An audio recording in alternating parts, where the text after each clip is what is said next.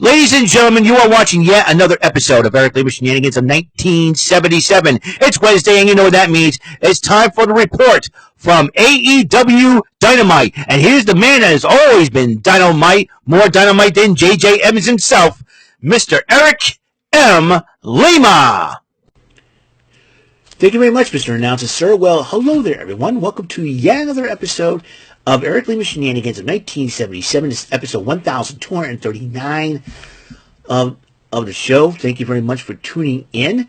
And I want to send a special shout out, welcome another new subscriber to the YouTube channel, AR Arnett 2. I want to welcome you, AR Arnett 2, for subscribing to my channel. Thank you for tuning in. Like I say, any questions about my videos, feel free to comment upon them. And so you probably like some of the content that I provided. So I'm going to continue providing that content. Like I said, any questions, AR on it too, don't hesitate to ask. So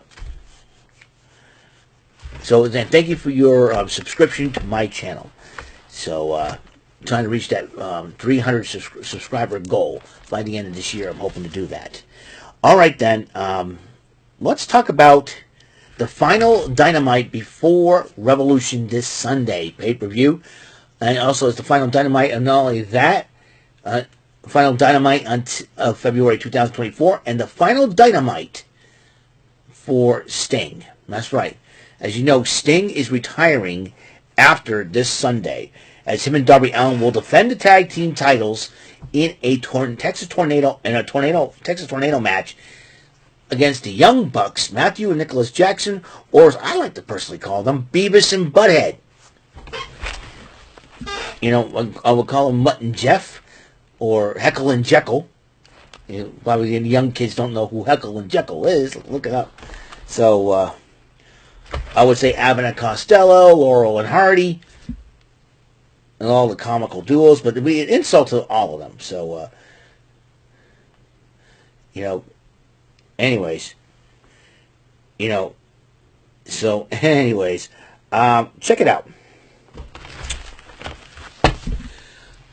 Check it out. Hangman Adam Page arrives in Huntsville, the arena in Huntsville, with a crutch, and addresses the Huntsville crowd about his injury. You know, and then he says that he will not be able to compete at Revolution. Swerve Strickland comes out, and along with Prince Nana doing his Swerve When I Drive dance that Prince Nana always does, and has a lot of fun with it. A lot of people love it when he does this and does this and does this and does this. So anyways, Swerve Strickland says it's destiny and all that. He says, I will become world champion. Samoa Joe comes out, sees what's going on, and says, hey, I see what's happening here. But then, as Strickland was talking, Hangman Adam Page played us all. He played all the fans. He played, he attacked Strickland with the crutch, which is even. I'm like, I had a feeling he was playing us. I said, dude's playing us, and so Hangman Adam Page attacked him, and then he says that you're not going to be champion. You're not going to be champion, Samoa Joe. I'm going to be champion this Sunday. Oh boy, Hangman Adam Page has really, really stepped into it this time. So, anyways. So, Renee Paquette interviewed the Young Bucks as they arrived at the arena looking for Sting. And the Young Bucks, the Young Bucks are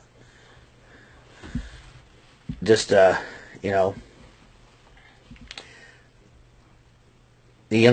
being jerks.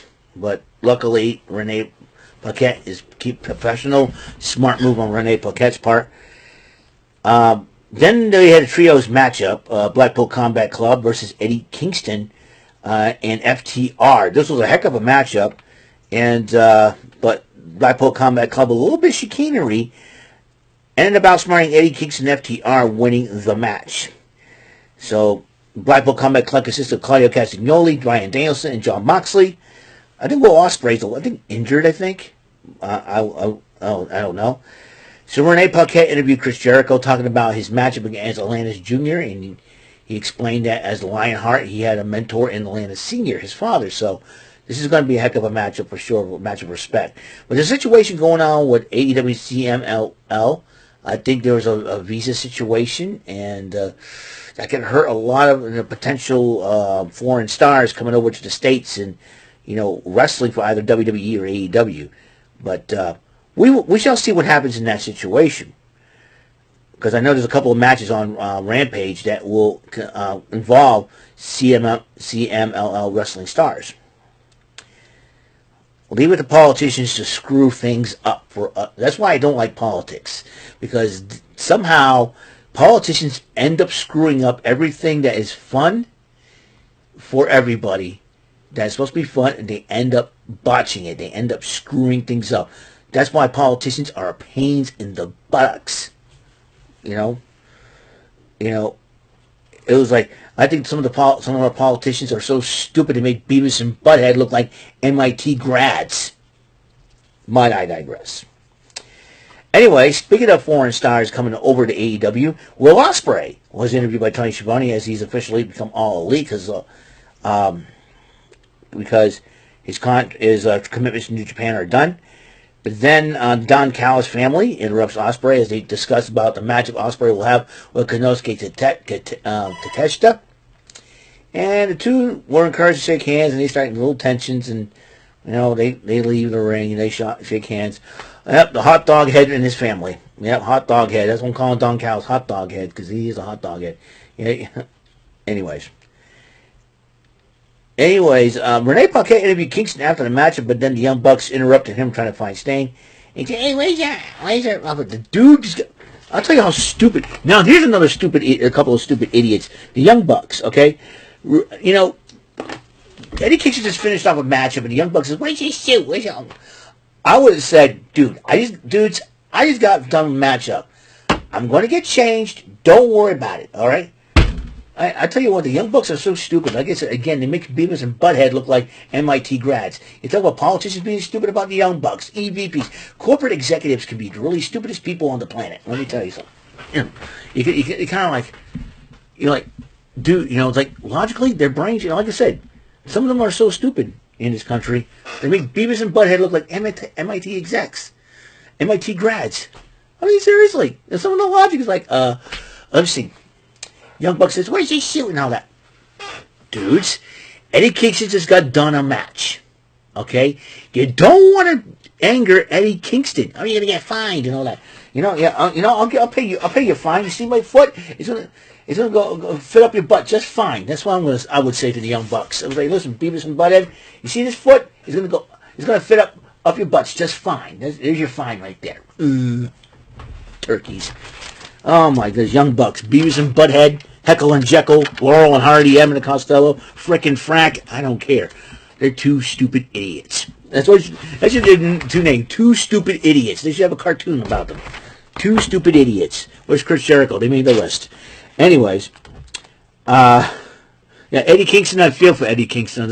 He's just disrespected by Bryan Danielson and the Young Bucks. One of these days, if you get disrespected by one too many people, you're going to snap. Somebody's going to end up on a gurney. Seriously. If I was people, I would start respecting Eddie Kingston, man. Let me tell you. Anyways, Orange Cassidy in defending the international title against Nick Wayne. The Patriarchy gets involved, and then the referee gets them from ringside. But it seems like they played right into the plan, because here comes the Undisputed Kingdom. Rocky Romero and Trent Beretta goes and attacks them and brawls with them. Meanwhile, while the referee was occupied with that, Nick Wayne got the top turnbuckle, but then Daniel Garcia, who was supposed to be fighting Christian Cage for the TNT Championship, distracts Nick Wayne. Orange Cassidy hits the Orange Punch, 1, 2, 3. And then the Undisputed Kingdom starts attacking, Roderick Strong starts attacking Orange Cassidy. The Undisputed Kingdom try to get involved and help out Roderick Strong, and then Rocky Romero and Trent Beretta chase them away. Yeah. Too many buttheads in wrestling nowadays, seriously. Anyways, So, Renee Paquette interviewed the Bang Bang Scissor Gang and the Saturday Night Collision. Austin Gunn will team up with the Acclaimed in trios competition. Then Chris Statlander went one-on-one with Sky Blue. Chris Statlander, the former TBS champ, had Stokely Hathaway and Will Nightingale in her corner. In Sky Blue's corner was the current TBS champ, Julia Hart. Well, Stokely Hathaway tried to get involved in the match. The referee caught him, and then Will Nightingale said, "What are you doing?" and all that, and it distracted the referee, and Julia Hart took advantage of the situation, knocked Statlander in the head with a belt. Sky Blue hits the Cold Blue, 1, 2, 3. And there's another idiot, Stokely Hathaway. Dude, listen, why is this nowadays? Our country is surrounded by frickin' idiots, man. I mean, what do we go? We should call it, instead of the United States of America, we should call ourselves Idiotville. There's too many idiots, let me tell you. Stupid idiots. I don't know what the heck is going on. What's in the water here in this country? That's what I want to know. First, you got politicians screwing things up for a relationship between AEW and CMLL. You got Young Bucks asking Eddie Kingston where his suit is when he just got done a matchup. You ding dongs. Let the man take a shower, get himself cleaned up, and wear the stinking suit. And then Stokely Hathaway cost Chris Statlander a match. Dude, what are you doing? Oh my gosh, what a bunch of dum-dums. We got dummy people today. We're in the world of dummies. Dummy, yeah. Hello, former LA Knight. So, the Young Bucks continue to look for Sting. And then they went to Sting's locker room, and all of a sudden there's a bunch of bats, and the room turned red, a bunch of bats. Baseball bats, not literal bats, because they'd be screaming for help, hanging over. He's like, this is playing some mind games, and there's a mirror right there. So Chris Jericho and Atlantis Jr. went one-on-one, and Jericho won via way of Atlantis Jr.'s father, Atlantis Sr., who mentored Jericho and trained with him and fought with him, threw in the towel. And then, after the matchup, a little respect and sportsmanship and love. It's refreshing to see that. Chris Jericho, you're a top dude. Let me tell you something, the top dude. FTR calls them the top guys. Well, Chris Jericho was the top dude for showing a lot of respect, and he wanted to give back. And so he was really excited about this opportunity. And then Beavis and Butthead came back to the ring, a.k.a. the Young Bucks, or the Young Sucks, as I like to call them. Went up against... went to go find Sting, and then Darby Allin comes out and tried to attack them, and then it was Darby Allin. And then Ric Flair comes out, and Ric Flair's like 70-some-odd years old, gives the thumbs up to the Young Bucks, and he grabs the baseball, they're about to hit Darby Allin, so he drops the bat, does a Three Stooges-style eye poke to Nicholas Jackson, and Matthew Jackson tried to attack him, and then Sting comes out. Sting was about to come out, but the Bucks thought he was going to the ring, the regular way, so they grab the bat, their white baseball bats, they're ready to clobber him, and all of a sudden he comes down from the rafters, the Sting way. And the Young Bucks just realize, and the Young Bucks says, "Turn around, Beavis and Butthead." I think you would think if it's not coming down to the ringside, I think they notice with the crowd's reaction, and then Sting comes up and starts attacking them, and then they chase them away, and oh boy, clashing the bats like swords. It was really, really cool to see. But then Sting made sure Flair and Darby Allin were okay. And that is the last appearance of Sting. And I'll tell you one thing right now. We still got Rampage. We still got Collision. And I don't know if Sting will make an appearance in those shows. But Revolution's coming up this Sunday. So, that was fun. Who's for Chinese? Let me tell you something, man. It is a crazy day. Well, I'll tell you what's on the docket for tomorrow. As you know, Press Your Luck Network Throwdown Thursday, 77. The final Network Throwdown Thursday of February. Tomorrow is the final day of February. I'll give you my shenanigans statements of the statesman as we head into March. As we march into 2024. You get what I'm saying? So, that's all the time we have on the show. I want to thank everybody for tuning in. So until the next episode comes rolling around, and I do mean that, because I'm really, really happy to do this show for you guys. Again, I want to welcome, one more time, I want to welcome a new subscriber, AR Arnett 2. I want to thank you, Mr. AR Arnett 2, for subscribing to my channel. I appreciate it. Appreciate your support. Like I said, any questions, please leave that in the comments. If you like this, if anybody out there likes this video or likes my content, please subscribe. Ring the bell for notifications if you want to see more of my videos, more content. Like I said, tomorrow will be Network Throwdown Thursday, and then my Shenanigans Statements of the Statesman, Part 3 for the report of February 2024. As we head into March 2024, a lot is on the table there at that point. So, thank you for tuning in. And so until the next episode comes rolling around, Mr. Announcer, please take us home. That is all for today's episode. This is your announcer speaking for Eric Lima Shenanigans of 1977.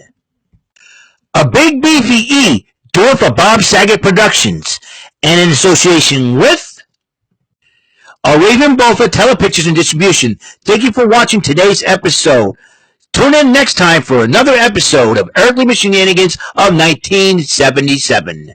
Goodbye for now.